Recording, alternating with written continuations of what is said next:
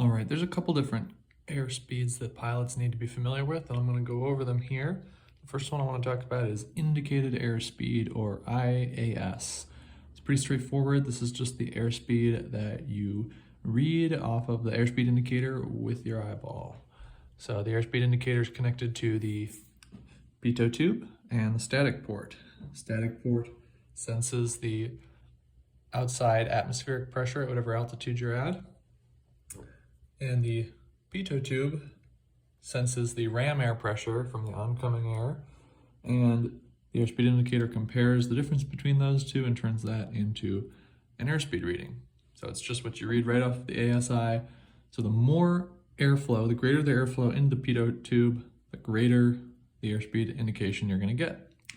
And stall speeds are given in knots indicated airspeed, so you don't need to worry about converting those to anything else.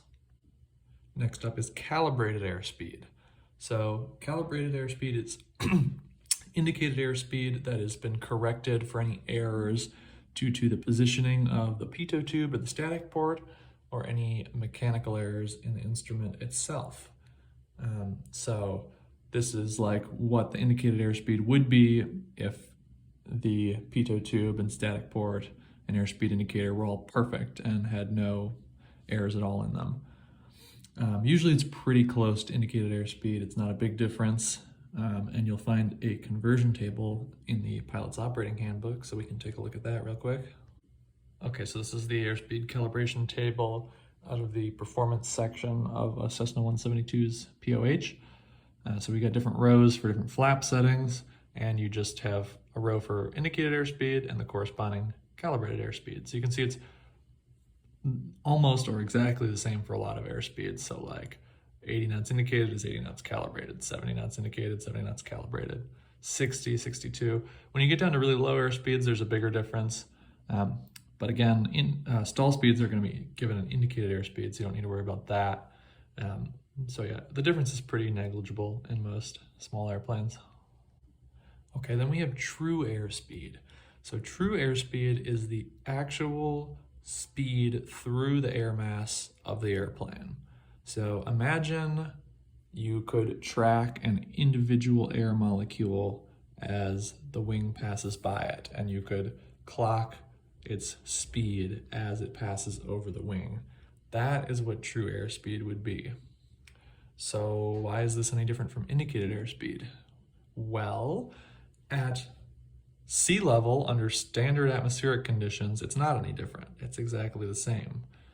However, the airspeed indicator takes those oncoming air molecules that go into the pitot tube and converts them into an airspeed reading. But the density of the air in the atmosphere changes with temperature, with your altitude, with atmospheric pressure. And so that indicated airspeed may not always be the same as the actual speed with which you are passing through the air.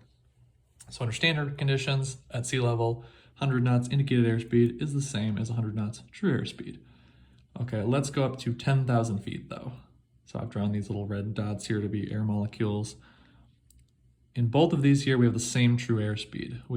The wing is passing through the air at 100 nautical miles per hour. Same true airspeed. The indicated airspeed though is going to be different. Up at 10,000 feet, and I've still got standard conditions here, -5 Celsius is standard at 10,000 feet. The air is a lot less dense. There's a lot fewer air molecules in any given space, and that means a lot less air molecules to go into the pitot tube and convert into an airspeed reading on the airspeed indicator. So even though we're still doing 100 knots of true airspeed, because the air is much less dense, there's less air going into the airspeed indicator, we're going to have a lower indicated airspeed reading. We're only going to get about 86 knots of indicated airspeed under these conditions, even though we're actually moving at the same speed. So how can we convert between these? Well, we're going to take a look at the E6B to do that. So here is our E6B flight computer. So let's use the example I showed before where we were at 10,000 feet and -5 Celsius. So You're going to use this window here, line up pressure altitude in thousands of feet.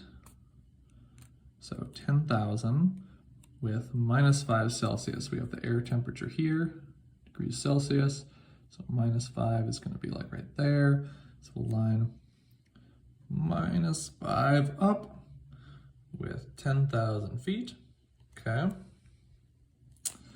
And now we're going to have true airspeed on the outer ring and calibrated airspeed on the inner ring. So this allows us to convert between true airspeed and calibrated airspeed. Remember, the calibrated airspeed is like what the indicated airspeed would be in a perfect world, with a perfectly placed pitot tube and a perfectly accurate airspeed indicator. Usually it's pretty close, so we can kind of consider them to be the same. So this is basically like we're converting between true airspeed and indicated. So if we had a true airspeed of 100 knots, okay, we're gonna have a true airspeed of 100 knots. We will read the corresponding calibrated, or essentially indicated, airspeed of the inner ring. So that's gonna correspond to 85 is here, so 86 knots. So that's how I got that 86 knots. In the example before, by lining up the pressure altitude with the outside air temperature, getting the true airspeed off of the outer ring, and then finding the calibrated airspeed. You could go the other way around too. If you had your indicated airspeed and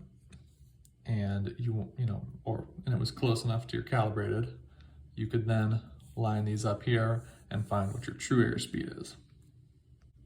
And the way you can remember to read true airspeed off of the outside ring is here. It's got TAS, true airspeed, printed on the outside ring, and then you'll find CAS, calibrated airspeed, printed on the inside ring.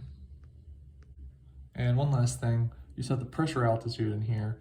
If you want to get the pressure altitude if you're flying, all you have to do is set your altimeter to 29.92, and you read the pressure altitude right off the altimeter.